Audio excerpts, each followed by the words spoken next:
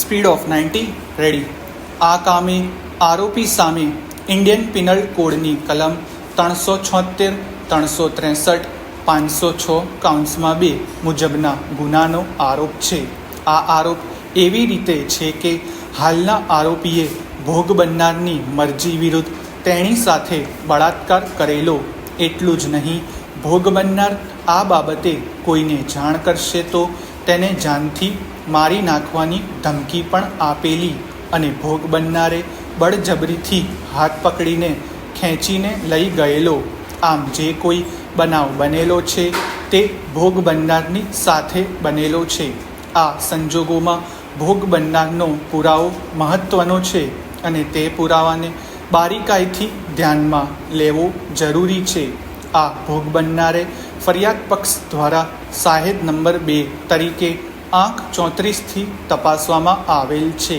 તેઓએ તેમની સોગંદપણની જુબાનીમાં એવો પુરાવો આપેલ છે કે બનાવ સમયે હું શિવુભાઈને ત્યાં માંડવામાં ગયેલી અને ત્યાં ઓટલા પર મારી બહેનપણી ગહના સાથે બેસેલી હતી. ત્યારબાદ બહેનપણીને કહેલું કે હું જાઉં છું. હું બંગલી થઈને ઘરે જતી હતી ત્યારે રસ્તામાં મહેન્દ્રભાઈ ઊભો હતો. તેણે મારો હાથ પકડી અને મોઢું દબાવી ઊંચકીને નદીએ લઈ ગયેલો. પછી નદીએ તેણે મેં ના પાડવા છતાં મારા કપડાં બળજબરીથી કાઢી નાખેલા અને પછી મને જમીન ઉપર સુવડાવી દઈ મારી સાથે બળજબરીથી બળાત્કાર કરેલો.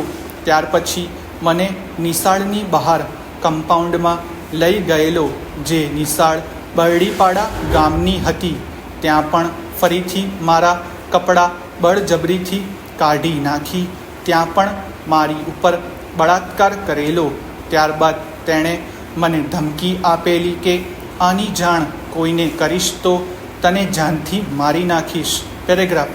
વધુમાં આ સાહેબના જણાવ્યા મુજબ ત્યારબાદ તે મને ચાલતા લઈ ગયેલો અને એક ઝૂંપડા આગળ ઊભી રાખી મને કહેલ કે તું અહીં ઊભી રહે અને હું આવું છું. ત્યારબાદ તે આવેલ નહીં, જેથી હું રડતી મારા ઘરે ગયેલી અને ઘરે જઈને મારી મમ્મીને બનેલ હકીકતની વાત કરેલી. મારી મમ્મીએ મને કંઈ કીધેલું નહીં. ત્યારબાદ મારી મા, મારા કાકા વગેરે મહેન્દ્ર મને જે જગ્યાએ લઈ ગયેલો તે જગ્યાએ ગયેલા. ત્યાંથી મારી નિક્કર, બ્રા તથા મહેન્દ્રની ગંજી તથા જાંગીઓ આ લોકો લઈ આવેલા અને બીજા દિવસે વઘઈ પોલીસ સ્ટેશને ગયેલા. પોલીસે મારો જવાબ લીધેલો. વધુમાં આ સાહેબે ભોગ બનનારે મુદ્દામાલ આર્ટિકલવાળા તેણીના પોતાના તથા આરોપીના બનાવ સમયે કપડાં પહેરેલા તે ઓળખી બતાવેલ છે. પેરેગ્રાફ. આ સાહેબની ઉલટ તપાસ આરોપીના વકીલશ્રી દ્વારા કરવામાં આવેલ છે અને આ સાહેબે ઉલટ તપાસમાં જણાવ્યા મુજબ એ વાત ખરી નથી કે મારે અને આરોપીને એકબીજા સાથે પ્રેમ સંબંધ હતો, જે મારા માતા પિતાને ગમતા ન હતા. તેથી આ ખોટી ફરિયાદ આપેલી છે. આ સિવાય બીજી કોઈ હકીકત ઉલટ તપાસમાં નીકળી આવેલ નથી કે જે આરોપીને તેની સામેના ગુનાના સંદર્ભમાં બચાવ તરીકે મદદરૂપ થઈ શકે.